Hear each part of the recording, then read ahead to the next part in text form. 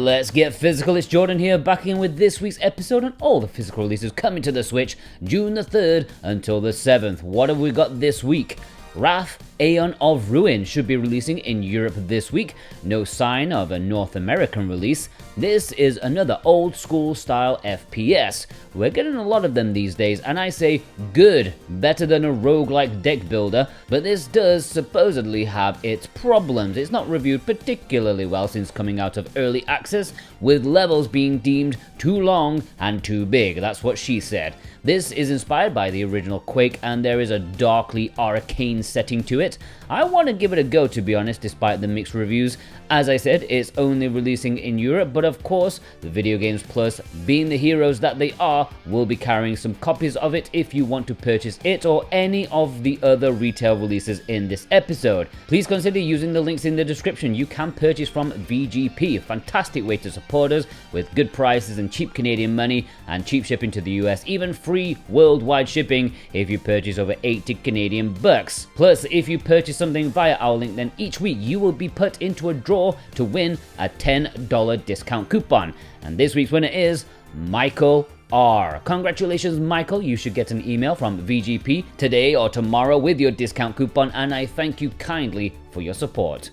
The Smurfs Village Party is releasing this week, and all I've got in my head is the pub being set on fire and pregnant teenagers. That was the kind of village party next to where I grew up. But this is the Smurfs, and instead of knocking up a girl you barely know, here they're just playing a bunch of mini-games. It's easy to look down on these, but I think on the whole, the Smurfs game on the Switch have jumped between like mediocre to actually fairly decent, so who knows which side of the bed Microids will get out of with this one. And our executive producer JCross7776 has chosen this as his pick of the week.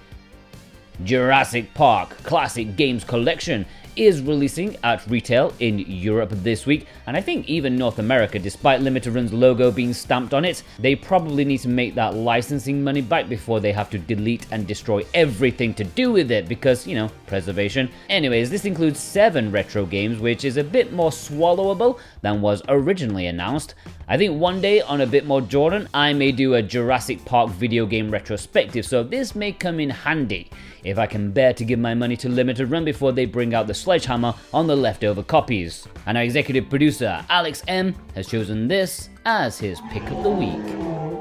A quick mention to Tevi, which should be releasing in Europe this week. It came out in North America last week.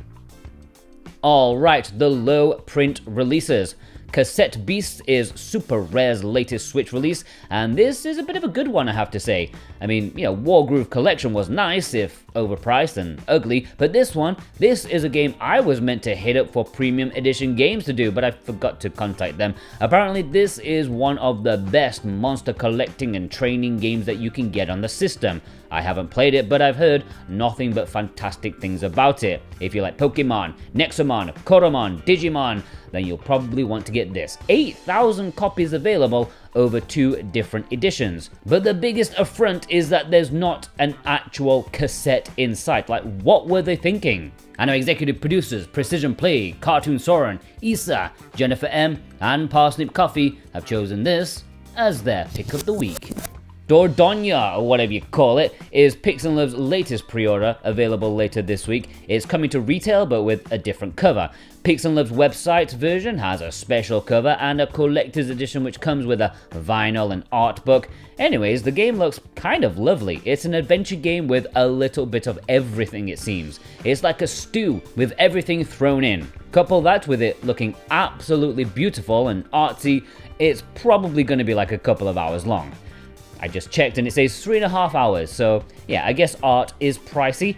I like the look of this one. And our executive producers, Josh Foote, Robotech, Brent McLean, and Instacritic have chosen this as their pick of the week. Alright, we're heading into the import section, Play Asia territory. There's not much going on this week, but if you want to buy it, click the links down below and use the code Jordan24 to get 5% off. 7 days, Anata to Tsugosu Nanakakan. is the only one most of you may want to pick up because it's the only one this week that has English. This is a visual novel from Life Zero, and it was their first game as a company. It's supposed to be a pretty good nakige, which means it's designed to make you cry with emotion. Maybe I'll give it a shot because my cold ass heart could do with a cleanse. Anyways, it's about 20 hours long, so there's a decent amount of meat to it. It's not short nor an absolute marathon like some VNs can be. That's a good length to me. And our executive producer Vei, my man in Japan, has chosen this as his pick of the week. Japan also has these two releases, neither of which have English, so don't get them unless you speak Japanese. Alright, the community spotlight. Choco Loco James sent in this photo of Paper Mario The Thousand Year Door. I don't know how many units the original sold, but I'm pretty sure this remake will eclipse it. That's some long-term return of investment. Pab sent in this photo getting the 2 Persona games from Limited Run. It's still a travesty that these weren't at retail. Limited Run must have sold their soul to get these. Bill R sent in this photo with some Play Asia pickups, including Mom Hid My Game Collection. Pretty much threatening the kids with that one. Dominic W sent in this photo getting in a shipment from Pixel Heart, who have gone super quiet recently. I don't know what's going on with them. Maybe, printing 20,000 copies of Tanuki Justice took its toll. Andrew R sent in this photo with some Jailbait. If you missed my video on the latest Neptunia game, to cut a short video even shorter, these games they're just not for me. Robin H sent in this photo picking up the obscure Scamba, which seems to have released outside of Europe. I didn't know Aussies were into Scandinavian folklore. Kevin W sent in this photo with a package from Play Asia as well, picking up Yuno, which reminds me, I'm going to make an epic visual novel video for physical fans sometime this summer over on Physical Paradise. Executive producer Jennifer M picked up these. Both Lyrica and Serial Cleaners were less than $15 each at Play Asia, which is a ludicrous price. Love that Lyrica collection, it's a very nice game. Skip to the End sent in this photo picking up Live Alive or Live Alive, whatever it's called, for a really great price. Secondhand, yeah, but there's nothing wrong with that, I wouldn't say no. Wankel Rotary Engine also got in the double Persona from Limited Run. VGP keep getting like small amounts of stock that sell out within minutes. That's just annoying. Would have been nice to earn some affiliates for it. Executive producer Vei, my man in Japan, sent in this photo picking up the Wargroove collection in Japan. As stated, there was a pre-order CD soundtrack and it was also much cheaper than Super Rares. Executive producer Cartoon Soren sent in this photo, which includes Tokoyo from Red Arc Games, which I think has been one of their more interesting games recently. Darky sent in this photo and says it's an up-to-date, complete North American set. The absolute madman. Cresselak sent in this photo with the Calamity edition of Slave Zero X, which is like the collector's edition basically. I love the artwork for this game. Executive producer Offo sent in this photo with Dorf Romantic, which is one of Super Rare's more left field choices.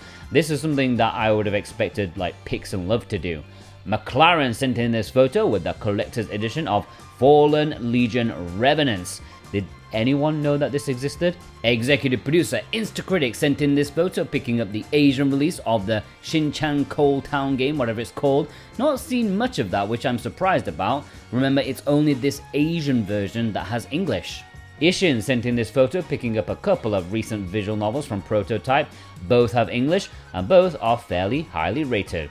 Mr. Matt Hobbs sent in this photo. Wow, Lunari is really quite popular. Plus the one in the middle, I think it's Tatsumira off the top of my head. I think that might end up being like quite rare in the future unless it gets a reprint, because Play Asia sold it out before it even released.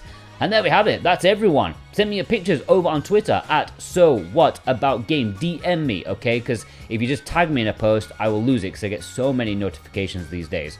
You can send it in the email switchwatchspotlight@gmail.com, and our Discord, the server link should be below in the description, like right near the bottom. And yeah, only send me one picture per week. Thank you, as always, to our executive producers, Dane Wilkinson, God of Resin, Boombox, Brett McLean, Santa Tartaruga, Alexander Cato, J-Crod, 7776, Punky Dooster, Cartoon Soren, Robotech Z, Raven Knight, Thorn Metal Luna, Parsnip Coffee, Isa, They, Mental Traveler, Phone, Jennifer M, Instacritic, Precision Play, Karacha, Totally Grateful, Alex M, Feig, and Josh Foot, plus you, yeah, you watching right now. If you watched all the way through, please leave me a dinosaur emoji in honor of Jurassic Park. Please go check out some of our other stuff. I would greatly appreciate it. Have a good day, guys. Take care.